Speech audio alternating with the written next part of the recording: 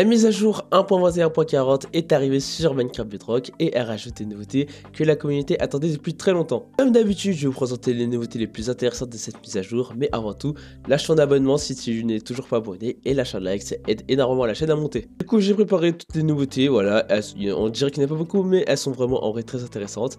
Et on va commencer par la première nouveauté. Donc du coup, la première nouveauté, c'est les bundles. Alors du coup, les bundles étaient disponibles depuis la dernière mise à jour, la 1.21.30, et du coup de base ils étaient sous option expérimentale, et du coup maintenant ce n'est plus le cas, et du coup je vais vous présenter tout ce qui est important de savoir avec les bundles, vu qu'il y a également eu des nouveautés depuis le moment où ils ont été rajoutés en expérimental. Du coup les bundles, c'est un item qui permet de transporter d'autres items. Donc là par exemple j'ai mon bundle, c'est écrit qu'il peut contenir une pile d'objets mixtes. Là par exemple je vais mettre mélanconisérite, je vais mettre tes planches, je vais mettre des pieds de lapin, des émeraudes, et là maintenant il est plein.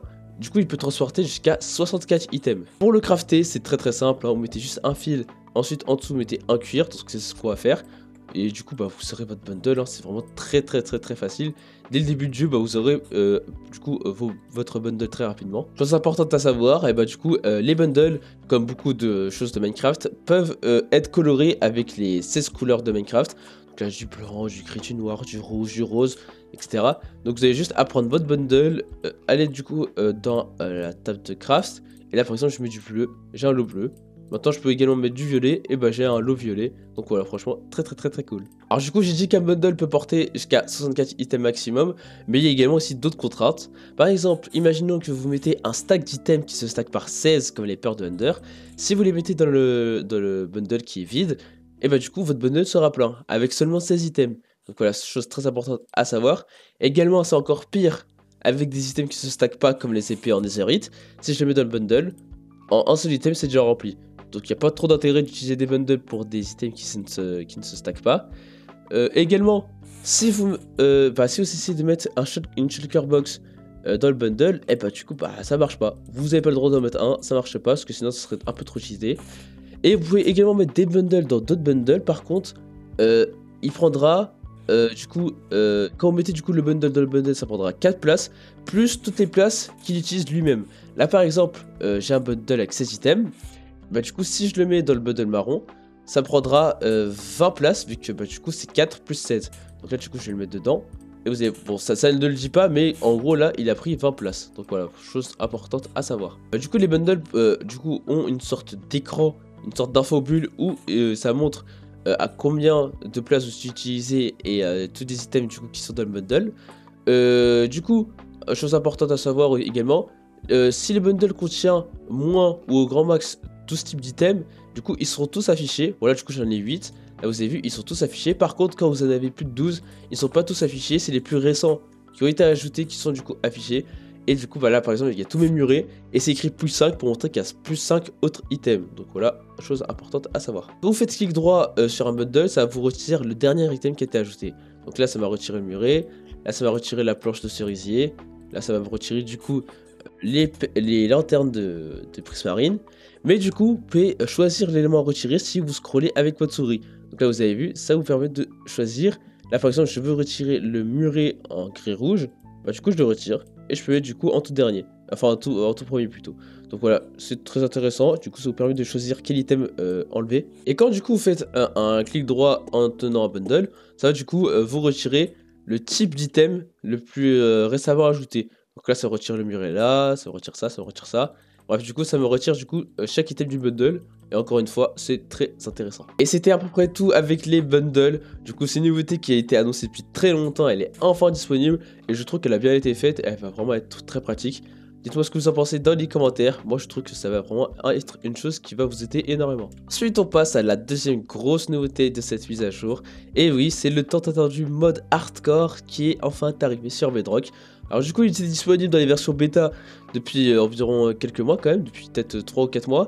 Et maintenant, il est disponible en version stable et je vais vous le montrer comment il fonctionne. Du coup, quand vous allez créer un monde, vous allez voir que le mode hardcore est activable. C'est écrit du coup hardcore, ne pouvez pas réapparaître si vous voulez, bonne chance, on aurait besoin. Donc là, du coup, je peux activer ça. Et du coup, maintenant, je serai du coup en survie obligatoirement et je serai en difficile. Également, du coup, c'est quand même très intéressant, c'est un peu utile. sur l'image de votre monde, ça vous met les bords rouges plus le cœur de mode hardcore pour montrer que c'est un mode hardcore. Du coup, vous pourrez activer également d'autres options. Il y en a d'autres qui sont pas activables, par exemple la carte de départ coffre bonus, ils sont pas activables vu que c'est vraiment censé être compliqué.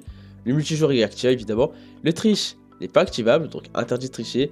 Vous pouvez également mettre des packs de ressources, mettre des mods il me semble, ce qui est cool. Il y a également d'autres options expérimentales que vous pouvez mettre. Et du coup, on va lancer le monde. Du coup, c'est bon, je suis sur le monde en mode hardcore. Et vous pouvez voir du coup que j'ai des cœurs rouges en hardcore. Avec les petits pixels là, on dirait que les cœurs sont un peu énervés. Mais bref, du coup, voilà, je suis en mode hardcore. Donc voilà, c'est pas un rêve. Le mode hardcore est enfin arrivé sur Bedrock. C'est vraiment depuis très longtemps qu'on l'attend. Et du coup, bah, vous connaissez le principe du mode hardcore. Vous mourrez une fois. Et après, bah, du coup, vous pouvez plus jouer. Donc, on va essayer de trouver un endroit où je peux prendre des dégâts. Parce que le problème, c'est qu'après, je vais reprendre des vies très rapidement. Donc là, j'ai pris 2 cœurs. Ouais, si je saute là, je pense que je vais mourir. Donc là, du coup, quand je tombe, quand je meurs, là, au lieu d'écrire que je suis mort, ça va juste m'écrire Game Over. Donc voilà. Et bah, du coup, ça va me proposer de soit quitter le monde, ou alors d'observer le monde. Donc du coup, maintenant, c'est bon.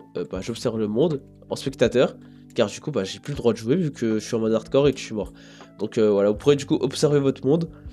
Mais c'est tout en fait. Vous aurez du coup plus le droit de jouer en survie. Donc voilà, c'est le principe du mode hardcore. Et franchement, c'est enfin arrivé. Et c'est vraiment très très cool. Je pense que des survies en mode hardcore, du coup, ça rajoute bah, du challenge.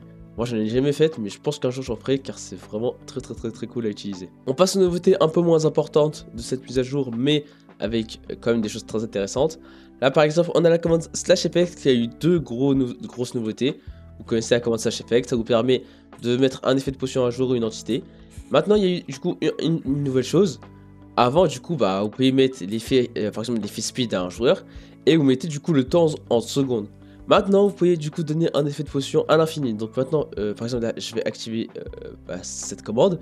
Si je regarde les effets de potion que j'ai, on peut voir du coup que j'ai fait de vitesse à l'infini. Donc voilà, c'est franchement très cool. Ça se retirera jamais, à part si je meurs ou si je bois un seau de lait. Et bref, du coup, c'est pratique pour donner un effet de potion à l'infini au lieu de mettre un temps qui est vraiment énorme. Et également, vous savez qu'on peut retirer tous les effets de potion à un joueur avec la commande effect@clear. Maintenant, du coup, vous allez pouvoir retirer un effet de potion spécifique. Donc là, par exemple, je veux me retirer l'effet de speed parce que bah voilà, j'ai cet effet et je veux l'enlever. J'appuie sur le bouton et du coup bah ça l'enlève. Voilà, du coup très pratique. Il y a eu des changements avec la chauve-souris. Maintenant bah, elles peuvent apparaître à n'importe quelle hauteur à condition que la zone soit suffisamment couverte et sombre. Elles peuvent apparaître du coup sur les types de blocs suivants. Donc la pierre, le granit, la diorite, l'andésite et la deep slate. Et du coup bah ça signifie que maintenant les chauves-souris peuvent apparaître au-dessus de la surface. Donc très cool. Mais il faut que la zone soit quand même couverte et que du coup il y a bien les blocs en question. Ensuite l'inventaire créatif, bah, il y a eu des changements à propos des blocs et des items qui ont été un peu réorganisés.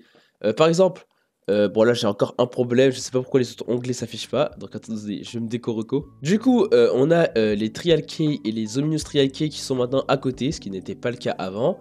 La pierre, maintenant du coup la pierre naturelle a été déplacée bah, du coup dans le groupe pierre. Et c'est également la tête d'affiche du groupe, on peut voir qu'elle est affichée là. Également, le basalte et le basalte lisse ont été rajoutés dans ce groupe. Et le tuff et le tuff poli ont également été ajoutés dans ce groupe. Dans l'onglet pierre décorative, il y a la pierre lisse qui a été ajoutée.